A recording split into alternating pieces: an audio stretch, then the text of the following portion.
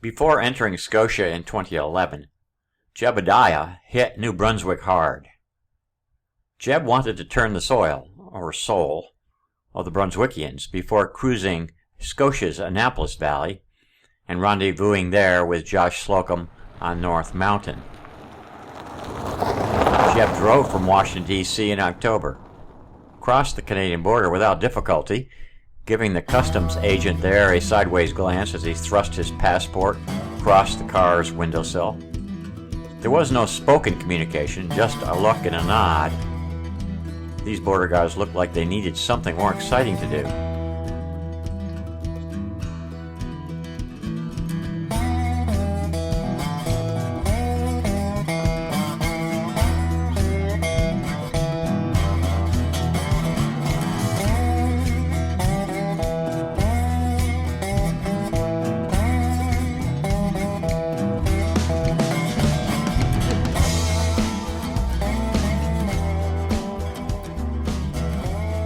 At the border near Houlton, Maine, he left Route 95, then joined up with Route 2, the Trans-Canada Highway, driving southeast toward New Brunswick's capital city of Fredericton.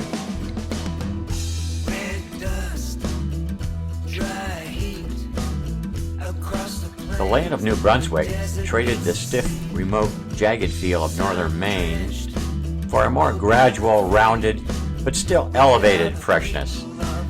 The autumn weather was unusually warm for this time of year, but already trees were shedding their leaves as fall had begun closing down the touristed hollows and hills.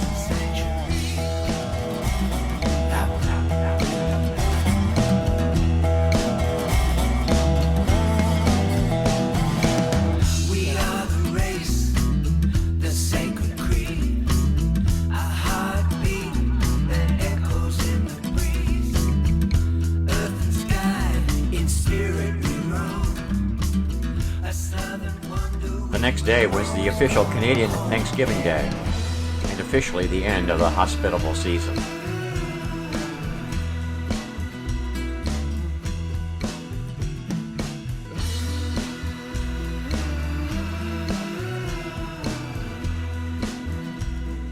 On Canada's Thanksgiving Day, which is normally the second Monday of October, Jeb nosed his car north again to the best known and most visited historical site in the entire province, known as King's Landing.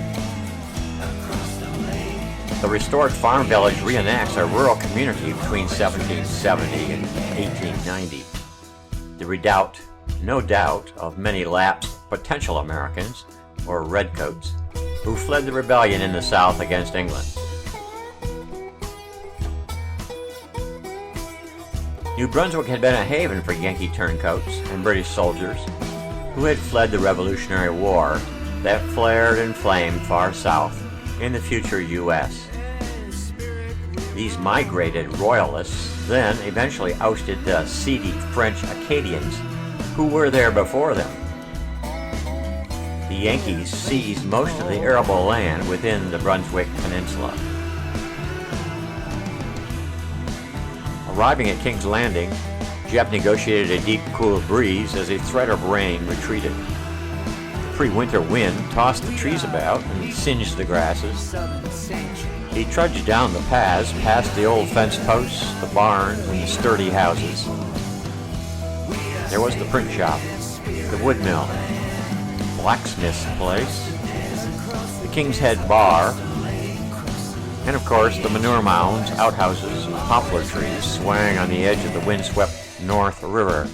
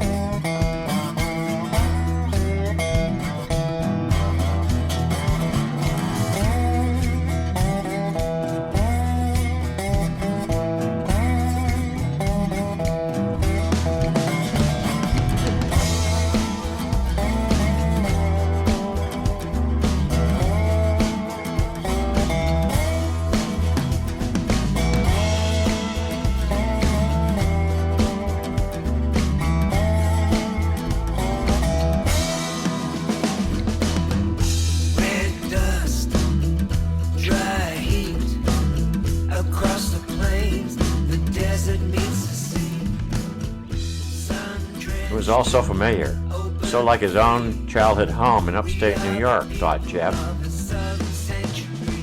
Could these people have been the same stock as the immigrants who followed New York State's Erie Canal to Utica, Syracuse, and Buffalo, and ultimately to the great cataracts at the Niagara Falls?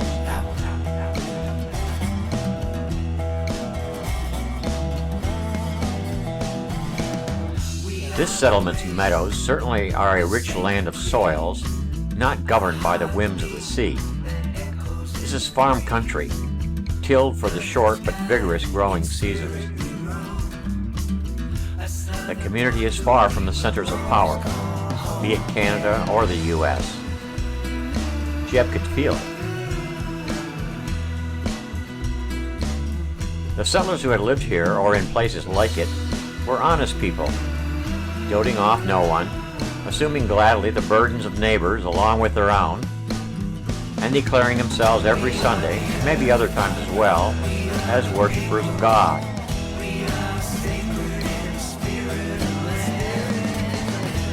Waves washed up along the river's shore, driving Jeb back a few paces. He felt the threat of the rough play of the wind on the waves, but there was the realization that this natural combination, tamed a little by the tall planted poplars along the riverbank, had sustained the needs of the village's inhabitants. The pub served Thanksgiving turkey and a special menu, even as its operators and the professionally hired period players along the path nervously glanced at their watches. This was their last day of work for the season. Both relief and sadness crept into the corners of some of the workers' eyes. It was no secret. A colder darkness would leave the village desolate for many months to come.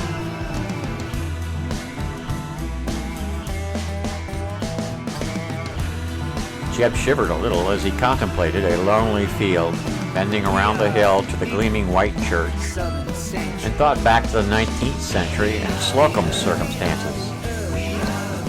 Lantern light blending in the white snow would cast weak shadows for months as the gray and mostly black northern winter set in. The woodpiles built high would quickly dwindle, while the villagers knitted and knotted and waited patiently for the next spring. And there were fiddles and violins to drown out the moaning tempests and the air blasts and cracking river ice.